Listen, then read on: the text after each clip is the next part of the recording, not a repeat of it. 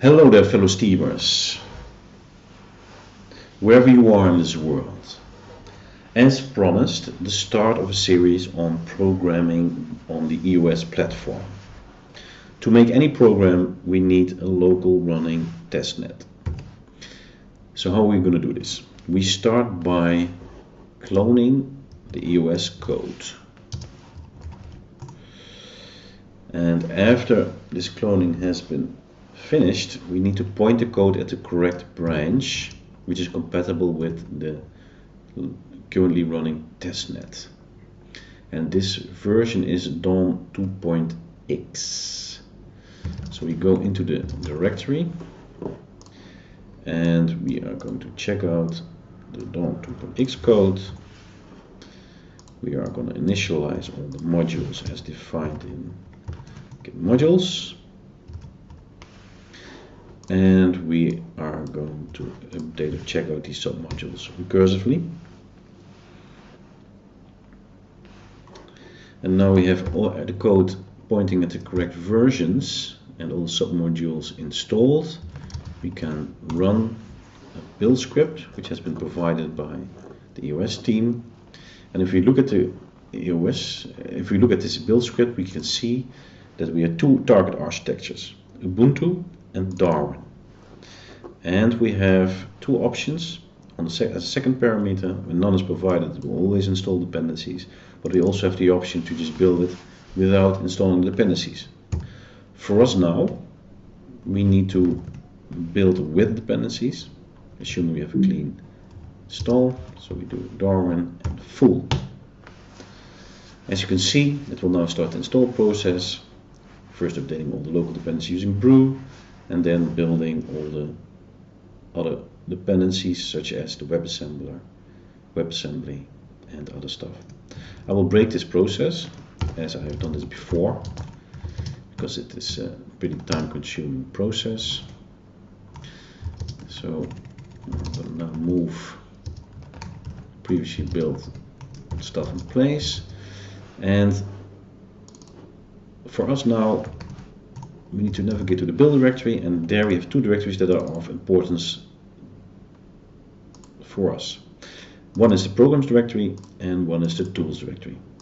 In the programs directory we find the EOS daemon, and in the tools directory we can find the EOS build tools like EOS CPP.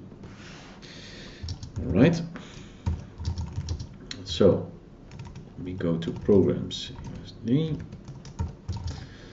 and here we have the EOS daemon, which has a size of 74 megabytes and a data dir. This data dir exists because I've run this thing before to save us time.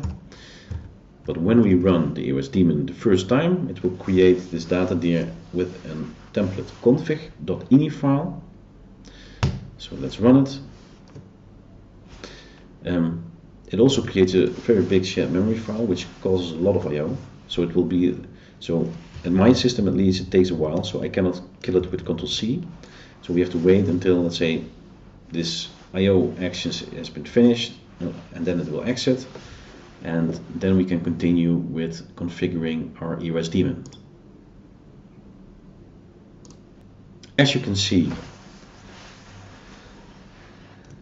in the current directory, we now have a data dir present, and if we navigate into that we see our config.ini and the blockchain directory. And if you look at the blockchain directory, we have two files, sharedmemory.bin and sharedmemory.meta. And as you can see, this shared memory file is the reason we couldn't quit our program that quickly, and the meta file is some binary file which probably contains some information which is very difficult for us to read. Yeah. So when we go back, we navigate to the file which is of interest to us, and there are a few configuration options we need to define. First of all, it's the Genesis option, and we need to define the producers and some plugins. This process is described on the GitHub page of the EOS code. I have provided, or I have prepared a config.ini file which we can just use and download from a gist. Bam. So if you now look at how this config file is configured, we here have a Genesis JSON file, and we have producers, producer name, and plugins defined.